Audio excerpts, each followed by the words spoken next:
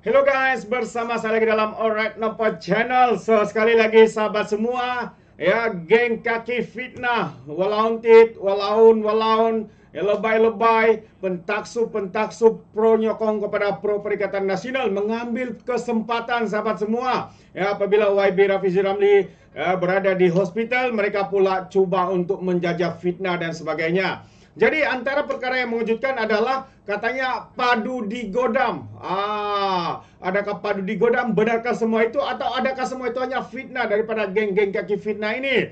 Ini yang menarik untuk saya kongsikan bersama dengan Anda. Tapi sebelum itu jangan lupa juga untuk terus support Alright Nampak Channel dengan cara tekan butang subscribe, like dan share. Mari kita ikuti berita gempa hari ini, sahabat-sahabat semua. Ini dia berita yang saya ingin sampaikan kepada kita apabila satu tuduhan melampau, ya dikatakan padu digodam, ya itu padu daripada LPPKN. Antara jawaban terkini daripada YB Rafizi Ramli. Jadi mari kita lihat kegiatan media ini secara detailsnya, yang mana Menteri Ekonomi YB Rafizi Ramli menyindir sebuah portal teknologi karena sebuah laporan yang tidak betul. Pada mulanya menyebut bahwa kumpulan pengodam ROOTK1T telah menceroboh keselamatan hub pangkalan data pusat pangkalan data utama, yaitu PADU. Rafizi mengucapkan terima kasih kepada Loyat.net ya atas kegagalannya memastikan PADU yang digodam merupakan subunit Lembaga Penduduk dan Pembangunan Keluarga Negara LPKN dan bukannya pangkalan data pusat yaitu PADU yang dirangka oleh pihaknya. YB Rafizi mengatakan terima kasih kepada Loyat.net kerana tidak menyemak fakta terlebih dahulu bahwa PADU berkenaan adalah subunit LPKN bukannya pangkalan data utama, kata Rafizi Ramli. Jadi paling tidak anda boleh lakukan ialah menghantar mesej kepada PADU official untuk mengesahkan hal itu sebelum dengan senang hati menyebarkan maklumat salah, kata YB Rafizi Ramli melalui hantaran di platform media sosial. Ini antara kenyataan ya, kalau anda boleh lihat jawapan padu daripada YB Rafizi Ramli, mengucapkan tahniah lah kepada portal itu. Ini kalilah buat berita ya, terus mau menyerang. Ini sebenarnya tujuan mereka untuk menyerang YB ya, YB Rafizi Ramli.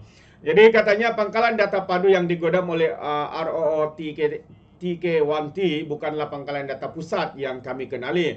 Menurutnya, portal lain Soya Cincai, folder dengan nama padunya adalah merujuk kepada unit pengurusan dan penyampaian perkhidmatan. LPPKN juga dikenali sebagai unit pengurusan dan penyampaian perkhidmatan dalam bahasa Melayu yang turut menggunakan akronim padu, katanya.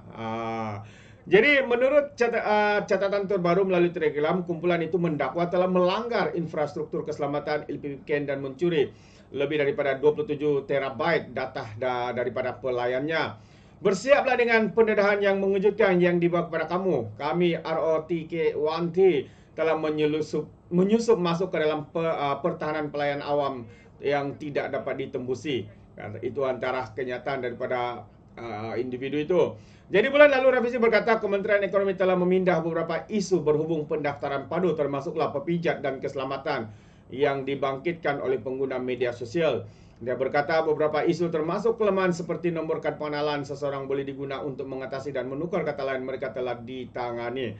Jadi sebenarnya dalam sistem keselamatan itu telah diperbaharui, diperkuatkan ya, seperti mana kenyataan daripada YB Rafizi Ramli. Tapi kita tahu sahabat semua, geng-geng daripada pro kepada pembangkang ini akan melakukan apa sahaja ya untuk menjatuhkan reputasi, image menteri-menteri yang ada, khususnya YB Rafizi Ramli. Jadi apa pandangan anda sahabat semua? Jadi satu lagi perkara yang saya ingin kongsikan sebelum saya akhiri perkongsian hari ini. Datuk Seri Anwar membuat satu kenyataan, katanya visi kerajaan terhadap ekonomi manusiawi mampan perlu usaha bersama. Apa maksud Datuk Seri ya dalam kenyataan ini? Jadi mari kita lihat intipatinya yang saya petik daripada juga Malaysia Kini. Kerajaan menggesa ahli akademik, institusi kewangan dan badan kawal selia untuk bekerjasama dalam merealisasikan visi masa hadapan dan juga ekonomi manusiawi yang mampan, kata Datuk Seri. Dan Anwar juga yang Menteri Kewangan berkata kerjasama ini perlu ya disertai dengan komitmen ummah dan usaha yang bersama untuk membantu merealisasikan visi ini demi masa depan yang lebih baik. Datuk Seri berkata lagi, ahli akademik perlu terus menarujui bidang ilmu, menyelaraskan dimensi teori dan etika ekonomi Islam serta membangunkan pelaksanaan yang praktikal sejajar dengan prinsip teras madani.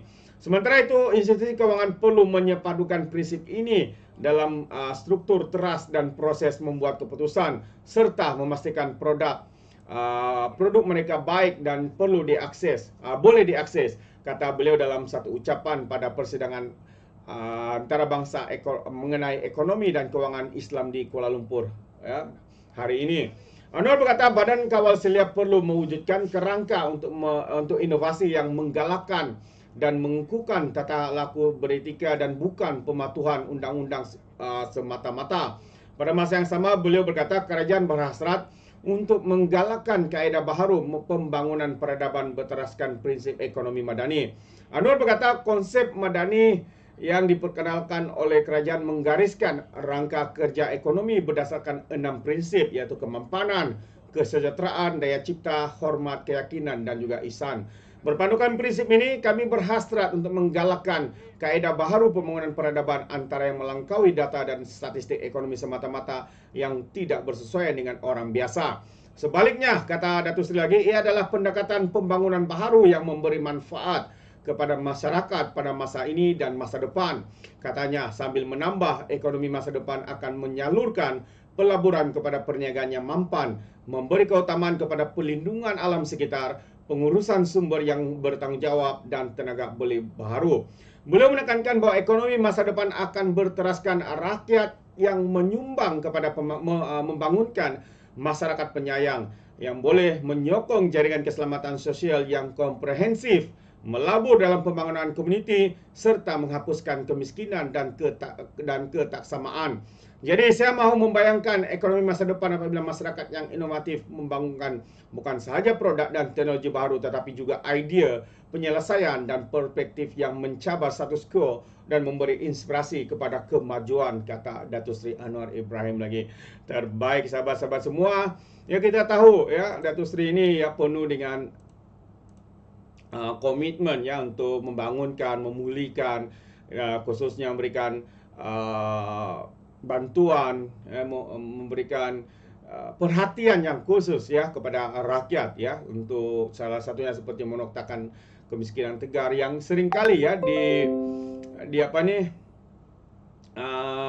disindir ya oleh geng-geng pembangkang ini, sahabat-sahabat semua. Saya pun tidak tahu apa yang mereka fikir ya. Mereka jadi kerajaan tidak pun mereka terfikir untuk menoktakan perkara itu. Tapi hari ini mereka menyindir, katanya adakah kemiskinan tegar sudah dinoktakan? Sekurang-kurangnya sahabat semua, ada usaha. Contohnya di Pahang 60% ya telah dicapai ya untuk kemiskinan tegar itu. Menoktakan kemiskinan tegar. Jadi bukankah ini satu petanda baik untuk usaha yang diusahakan oleh kerajaan itu? Jadi sahabat semua, terima kasih kerana bersama dan mendengar ya sedikit pencerahan berkaitan dengan kononnya padu di Godam. Mulalah walan-walantit menyebarkan berita itu, kononnya padu tidak selamat, kononnya padu ini senang untuk digodam dan sebagainya.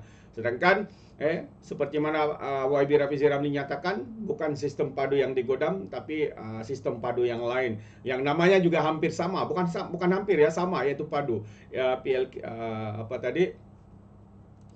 PL, kalau saya tidak silap itu bukan PL, LPPKN. Itu dia. Jadi terima kasih sahabat semua. Sekiranya Anda memberikan sebarang komen, pandangan, Anda boleh berikan dalam ruangan komen. Jadi izinkan saya untuk mengundurkan diri. Dan seperti biasa, peribahasa mengatakan, betapapun kangkap 2 tahun keinginan. Dalam bahasa Melayunya, tepuk dada, tanya selera. Sekian saja daripada Orang Dapat Channel. Saya kita berjumpa lagi. Bye-bye.